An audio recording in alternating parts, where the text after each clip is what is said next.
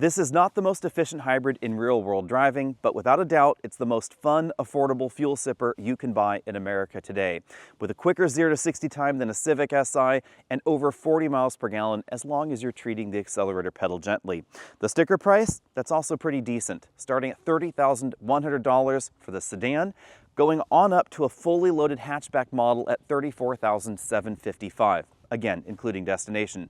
That's significantly less expensive than the average new car in America, and I would take this over a decent number of those average new cars. The Civic Hybrid is not without its flaws, and trust me, we're going to get to that in just a moment, but there's a lot to love as well. And if you're shopping for an affordable sedan, well, really, any compact sedan in America, period, I would put this right at the top of the list. And I would even put it over the Prius, even though it's not as efficient.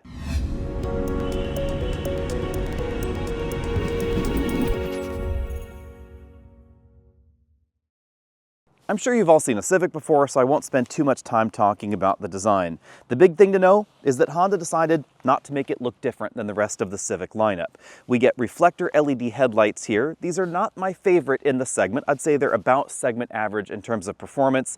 The Mazda 3 has some really fantastic headlights, but it doesn't give 40 miles per gallon. The recent refresh of the Civic did give it kind of a pronounced underbite, I guess you could say. This lower portion of the bumper sticks out definitely a little bit further than I might like, and that's not really necessary for the hybrid model. But again, they decided not to change the bumper design around one model to the other. Going in for a closer look up front, you can see that slightly long overhang that I mentioned earlier, but while we're here, we should talk about wheels, tires, and suspension. This model has a Goodyear sort of eco-focused tire, 235/40 R18s on it, but the big thing to know is that the Civic was designed to accommodate wider tires, and of course different suspensions mounted and bolted to the same unibody. Whether you want to go for HPD parts or you want to just buy some Civic Type R suspension components, you could actually stick quite a lot of those upgraded suspension parts on the Civic Hybrid. Or you could simply go with wider tires, which is what I would do. This could accommodate 245 width tires with no additional modification, and you could swap out some summer tires, which are certainly going to be grippier than these. Now, admittedly, you are really going to be dropping your fuel efficiency down. If you simply did a summer tire swap, I would expect at least a 5% fuel economy reduction, but you know what? I'd probably be fine with that. As we see with a lot of sedan hatchback pairings, the sedan is longer than the hatch in the Civic lineup. It's 184.8 inches long. This is nearly 6 inches shorter at 179 inches.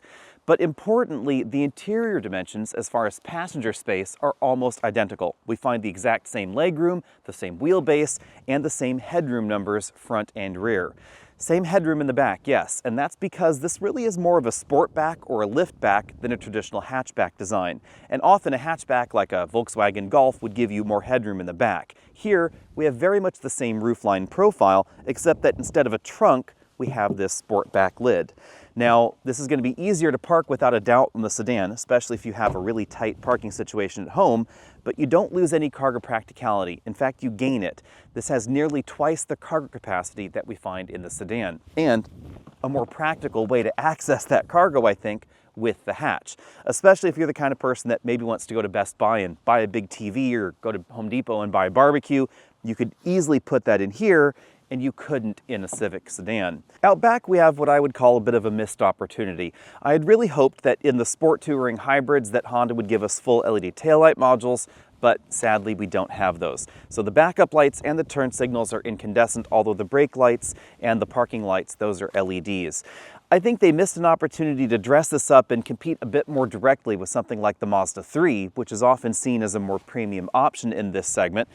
That could, of course, be because we have the Acura Integra, which is very closely related to the Civic, but importantly does not have the hybrid system. So any way you slice it, this is actually going to be quicker 0 to 60 than everything except the Integra Type S. And you'd have to actually be really good on the manual transmission in that Integra to go 0 to 60 faster than this hybrid model. We have the Sport Touring badging here, and then the only indication that we have a hybrid is the little tiny hybrid badge below. At least in my estimation, to understand this hybrid system is to understand the Civic Hybrid, period. Because this is a very different system than we find in the Prius, which is the benchmark or the elephant in the room, whatever you want to call it. In the Toyota Classic Hybrid system, at least 80% of the engine's mechanical power is going mechanically to the wheels. It's not going through any sort of electrical loop. In this system, it's very different. Let's talk about the general design. On this side of the engine bay, we have a 141 horsepower 2-liter 4-cylinder engine. It's mated directly to a generator that's generating AC power and sending it over there to the electric motor. The traction motor's on that side of the engine bay. It's rated for 181 horsepower, 232 pound-feet of torque.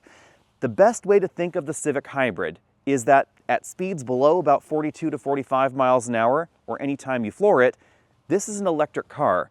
It's just that we have a big generator on board that's generating that electricity rather than a big battery pack on board.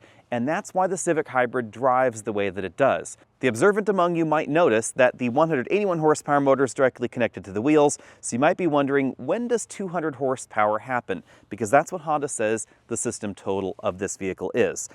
Well, that has long been my question with Honda's hybrid system, and I have a fundamental disagreement with Honda's engineers about that exact description. I have a deep dive video if you want to go into that. Basically, Honda's hybrid engineers and I sat down around a big table a while back and we hashed it out, and I think that we both agree with the way that we are describing the system. In their estimation, the total power output capability of the battery and the engine, etc., altogether could total about 200 horsepower, but they agree that 181 horsepower is all that's actually driving the vehicle forward. That's the important part. That's that traction motor directly connected to the front wheels. So at no point will the engine be able to assist that 181 horsepower motor mechanically and actually get that total over the 181 horsepower mark. Now that said, let's talk about the parallel hybrid mode. Over about 42 to 45 miles an hour, there is a clutch between the generator unit and the motor unit on the other side. It can close and drive this vehicle along at speeds over about 40 to 45 miles an hour. Think of it as a car that has just fifth gear. Because this has just one ratio, if you need more oomph, if you're climbing a hill or you're overtaking a vehicle or anything like that, it's actually going to open that clutch, rev the engine up, generate more power, ship it over to the electric motor. That clutch pack is simply there to help improve highway efficiency, especially at more moderate speeds. Now, because this is kind of like a manual transmission car with just a fifth gear, think of a 6-speed with only fifth gear working, at higher highway speeds, the engine is spinning relatively rapidly. And that's why in the real world, at higher highway speeds, this system is not as efficient as the Prius's system. Even though the Prius is rated for 56 miles per gallon at, say, an average of 48 miles an hour, at 75, it's still notably more efficient than this system. If your eyes were glazing over at the technical details, here's what you really need to know. 0 to 60 performance is fantastic. It drives more like an EV than the competition, and it certainly doesn't drive like a Civic with a CVT. If you're looking for the most comfortable front seats in this segment, you won't find them in the Civic really at any price. Because even in this top-end trim, oddly enough, we don't have any adjustable lumbar support, manual, powered, or otherwise. We also don't have a driver's seat that's quite as adjustable in terms of its height or reach as some of the competition, and the front passenger seat doesn't even have the same range of motion as the driver's seat. Seat bottom cushion does not adjust for height. We do, however, have a tilt telescopic steering column with a large range of motion. We have a moonroof that you're going to see in just a little bit, and headroom and legroom are definitely very generous. I just really wish this had some lumbar support from the factory. It's just a little too flat-backed for my tastes. The back seat is a bit of a different story, but also a bit of a mixed bag. We have lots of legroom back here. I would be just barely able to fit a rear-facing child seat with the front seat comfortably adjusted for me at 6 feet tall. Even if I moved a little bit further forward, maybe an inch or so, to give you extra clearance for some of those big seats, you could still be very comfortable as a taller adult with a rear-facing seat behind, and that's not something you'd be able to do in a Prius, because the Prius back seat has notably less headroom and considerably less legroom as well. It is, on the other hand, a little bit wider, oddly enough, across the rear bench. Here in the center seat position, I noticed that the outboard seats are decidedly bucket-shaped. Scooting all the way over to the right, this front seat is all the way back in its tracks. So if you're a taller driver or you have taller passengers frequently up front, don't worry, you could still fit adults in the back, as long as you're willing to be a little bit tighter in the rear. Headroom, well, I could wish for more. If I tried to put my head back to that head restraint, you'll see I have to crane it to one side. So if you're taller, don't expect to be too comfortable on longer journeys. But we have the practicality of the fold almost flat rear seats. You can see they're not quite flat with the cargo area in the back. There's a bit of a cargo ramp, but we have a lot of practicality in here. And the center shoulder belt comes out of the seat itself, which is kind of an un-Honda-like design. In a lot of Hondas, the center seat position for the last row in the vehicle comes out of the side wall or out of the ceiling somewhere. This means that a child seat is certainly going to be better centered in the rear seat back, and they've positioned the buckles such that they don't interfere with the outboard buckles. So if you did have someone strapped there in place, you still would be able to put people on either side as long as that child seat's on the skinny side of things. The hatchback is a little bit more expensive than the sedan, but I think it's worth it because of the practicality of the cargo hatch. Again, a little bit more of a sportback than hatchback design, but I think that's just fine. Back here we find 24.5 cubic feet of cargo space. That is nearly double what we find in the sedan, and as you can see, it's certainly more accessible as well. Although I wasn't able to fit any of our 24-inch roller bags in this upright position, I was able to squeeze 4 of them back here, and a 22-inch roller bag like this can just barely fit in this upright position, still have the hatch close, and you noticed that that roller cover was also engaged. Now, this is probably one of the things I should comment on because I'm not the biggest fan of this funky little slide to the side roller cover. It is more compact than one that slid out this direction, and I do appreciate it more than some of those flippy, foldy cargo covers, but it is a little bit finicky as far as actually getting it to roll up properly in its little housing. It docks right there on the side. Going in for a closer look, we have some cargo tie downs just behind the rear seats. You'll find the top tether location for a child seat for the center position there on the floor rather than on the seat backs. And if we go under the load floor, we'll find a very small foam divider with space for your fix-a-flat and your tire inflator kit. It may look like there's provision for mounting a spare tire, but I checked under there and there isn't actually the spare tire retention screw. But clearly you could put a spare tire in here and actually still have more cargo room than you'd have in the sedan. As we look around the interior, keep in mind that this is the most expensive Civic Hybrid, although it's not quite as premium as some of the competition's models. Over here we have the controls for the regular sized moonroof, a sunglass holder right there. We have vanity mirrors with lights on both sides and sun visors that slide to the side. That's a nice touch in an inexpensive vehicle. We have a pretty typically sized moonroof just there over the driver and front passengers' heads, as you can see. We have height adjustable shoulder belts for the driver and front passenger and two-way adjustable head restraints. As this is the Sport Touring model, we have leather upholstery with perforations in the seat back and seat bottom cushion, although these seats are just heated, they're not ventilated. We have pretty aggressive bolstering for a mainstream trim, not quite as aggressive as a Civic Si, mind you, but these will definitely help hold you in the seats. As you'd expect in an inexpensive vehicle, there are a decent number of hard plastics making up the doors, both front and rear. We have hard plastics around that bottle holder and storage area, the speaker grills, and wrapping around all the way to that part around the door release handle right there. There's a shiny black trim bit that we'll get to in a moment, but we do have a soft plastic upper sill in the front doors only. The rear doors, that's hard plastic, but both doors have soft touch armrests and a soft insert right there in the middle of everything.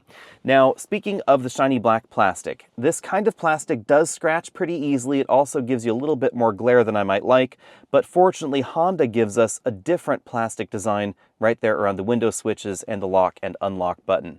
Moving over to the dashboard, we find more of that shiny black plastic, and really that's my only main complaint with the dashboard design in the Civic. I really like this expanded metal grating look, but I am concerned about how easy it's going to be to clean, because if we go in for a closer look, it may be difficult to see on camera, but there is some dust behind there, and that's actually built up just over the few days that I've been driving this on the gravel road that I live on. So in dustier environments, it's definitely going to start building up there, and I'm not sure how you'd get back there to clean it. We have a soft touch upper section of the dashboard. You can see that this model has the optional Bose audio system on it. Down here we have a moderately sized bin-style glove compartment. I was not able to fit an 11-inch tablet computer inside. Honda gives us a soft touch insert right here between the hard plastic lower of the dash and this upper section right there. In the middle of everything, we have the touchscreen infotainment system. As you can see, it supports wireless Apple CarPlay and Android Auto there, and this one has the Google Assistant built into it. Keep in mind that's not standard in the Civic lineup. You do have to work your way up the trim ladder in order to get the Google integrated features in this system. It's not a full-on Google system like we find, for instance, in General Motors products, but it does offer us Google Mapping, the Google Assistant, and the Google Play Store. So it's a little bit of a twist on what we've seen from the Google Automotive setups in other cars. Down here we have dual zone automatic climate control, but in case you're wondering, no, the rear seats still do not have air vents in the back, at least not in North America. Heated seat controls right there, 2 USB inputs, One works with the system for CarPlay, the other one is charge only. Again, we have that wireless CarPlay functionality. We have a 12-volt power port, Qi wireless charging mat there, and thankfully no shiny black plastic in the bulk of this center console. This has that same texture that was going on the doors. Down here we have the drive mode selector, auto brake hold, electric parking brake, and a pretty typical console shifter. If I move back from there, we have a padded center armrest that opens to reveal a decently sized storage area. We have this little divider that you can move front and rear to help organize your things. The instrument cluster is an almost full LCD design. You can control it via the buttons on the steering wheel. This one controls the left side of that display, as you can see, whereas this little rotary dial controls the right side of the display. Over here we have paddle shifters, up over there, down on the left. Well, regeneration paddles, I guess I should say, because this does not have imitation gears that you can select with paddles on the steering wheel. It is, however, going to imitate gears. We'll talk about that in a moment. We have controls for the adaptive cruise control on that side and infotainment buttons on the other side. The steering wheel itself, it's a pretty familiar Honda design, nice leather wrapped, sport grips up top, and it's right in the middle as far as thickness goes. It's not overly thick, but it's not overly thin either. All right, it's time to get the Civic Hybrid out on the road. You'll notice two things right away. The fake shifts there, and of course the quick 0 to 60 time. This went 0 to 60 in 6 seconds even, time after time after time, unless the battery state of charge was really, really low. That's fantastic. It's the same time that I got when I first drove this at the launch event, and it's definitely quicker than the Civic Si. Even with a really, really good manual transmission shifter, this is going to be quicker off the line than that Si. It's not going to stop as quickly though. 121 feet from 60 back to 0 is what we got in this model. Now, we should talk about what we were hearing before, those imitation shifts. Let's do it again just so you're on the same page.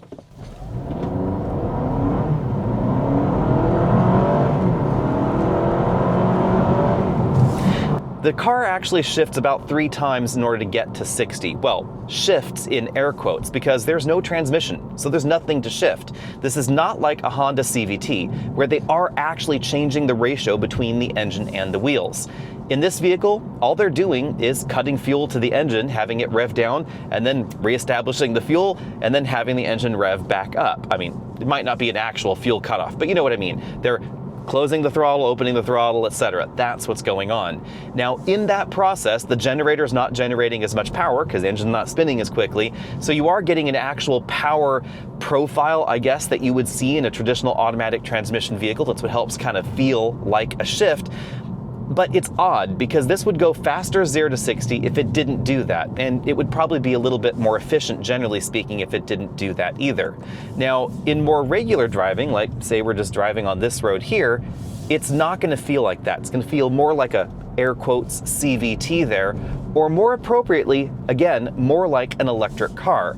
And that's the thing that I've always liked about Honda's hybrid system, this 2-motor hybrid setup, is that realistically, the entire time we've been behind the wheel together, it has been an electric car. It has not yet engaged that parallel hybrid mode, because you do have to be in steady state travel, about 45 miles an hour, very low engine demand, and that's the only time it's going to operate in that mode. In these situations, it's just a serial hybrid, so it has that more electric car-like thrust, admittedly with the fake shifting in there. But for me, that's all kinds of fantastic on roads like this, because the Civic has an excellent chassis tune, we have a reasonable amount of grip, even though these tires, you know, they're not the grippiest tire, they're actually still pretty decent for a compact sedan, and everything just comes together really nicely. This is the kind of small sedan that's just a lot of fun to drive. The steering, the suspension, everything is working together in harmony, and with just one little twist, you could get this to have some fantastic grip. And that one little twist would simply be the tires. If you swapped out the same tires that you have on a Civic Si, this wouldn't handle quite as well as the Si because the curb weight's a little bit different, of course, and we don't have the adaptive dampers, but you would get really, really close. And you could put even grippier tires on this than you find in a stock Si and have some fantastic fun out on your favorite winding mountain road while still getting better fuel economy than that Si.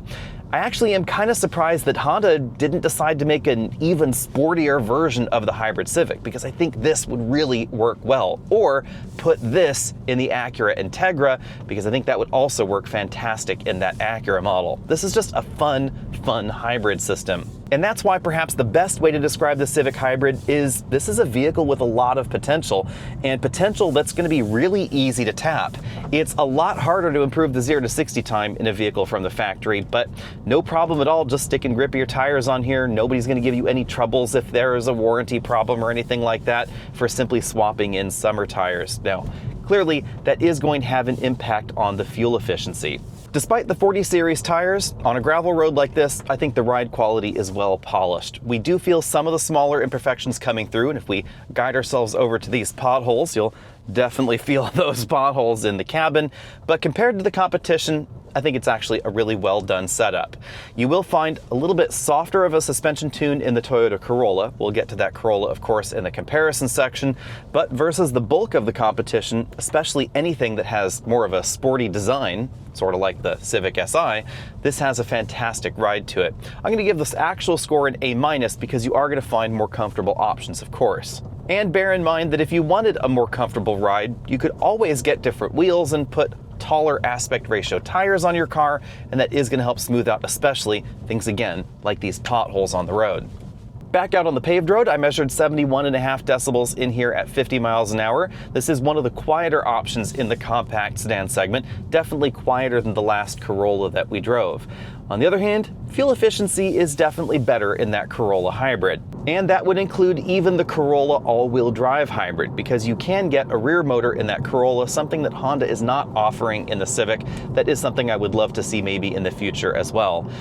The big reason is simply the nature of this hybrid system, especially if you do a lot of higher speed highway travel, if I could get that out of my mouth. Say you live in Texas where you have over 80-mile-an-hour speed limits, or lots of areas in the West where we have over 70-mile-an-hour speed limits, you're going to notice a significant drop-off in fuel efficiency after about 65 miles an hour in this.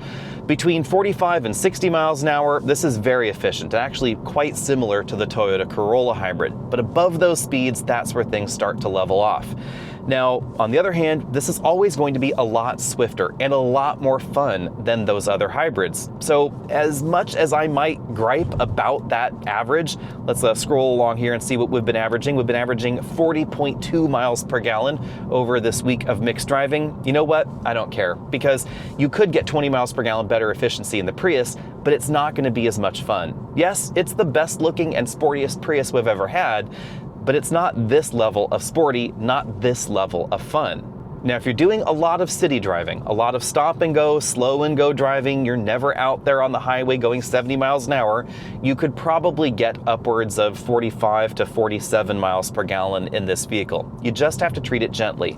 If you're doing true stop and go driving, true city driving in level city travel, very gentle on the pedals, you actually can get over 50 mpg. I did try that for one day in some heavy city traffic.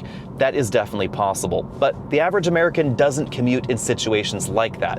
If you live in Manhattan, you're going to be fine, but for most of us, you're going to be getting, low 40 mpg range.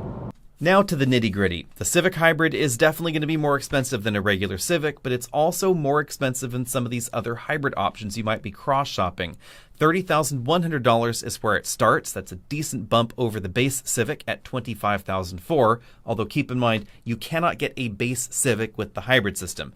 The way that Honda has structured the lineup, you actually have to go up the ladder to get the hybrid system, and the top models are hybrid only. So logically, the most expensive version of the Civic is a hybrid.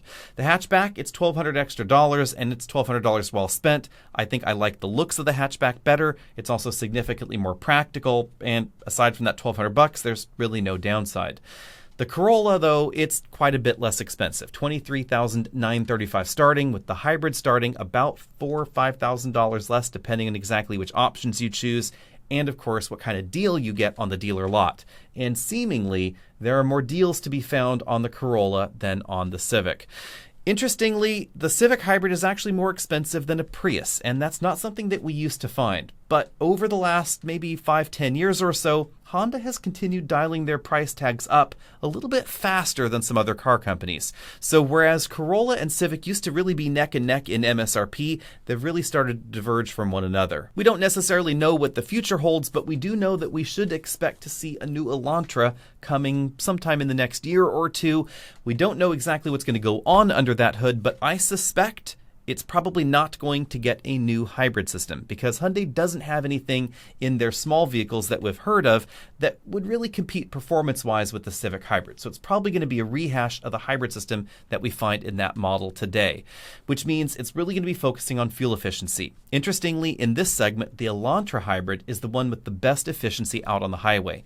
58 miles per gallon. And that's thanks to its relatively weak hybrid system. It doesn't produce a lot of power. It's not going to set anybody's hair on fire, but it is spectacularly efficient. And if you treat it gently, you will get well above that 58 miles per gallon on the open highway in the blue trim. If you get the other trim of Elantra Hybrid, then fuel economy drops by 4 miles per gallon, and the big loss is on the highway, mainly due to the tire size in that model.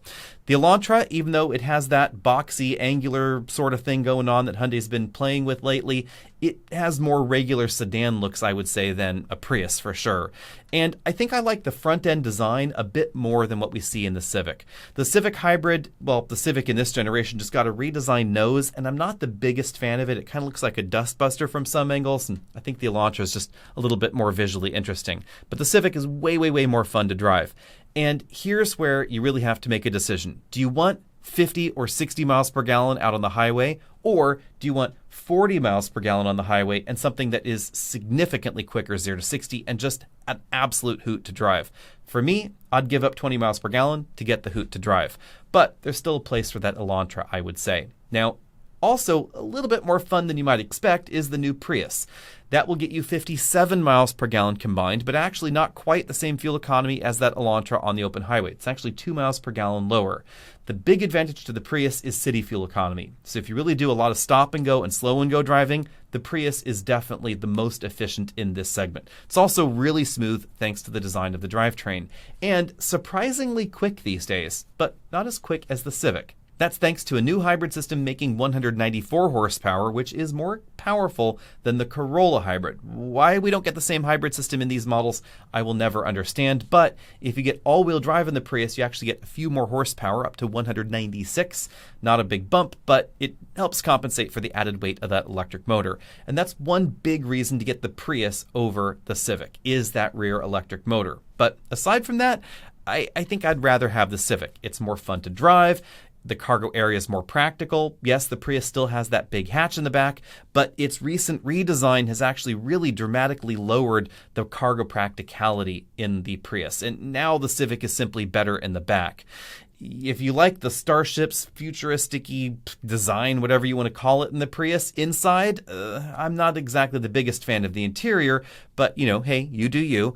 On the outside, though, I do think the Prius looks fantastic. I never thought I would say that there could be a sexy Prius, but this is that sexy Prius. You just have to live with the inside from the outside, and remember, you can't really see one from the other.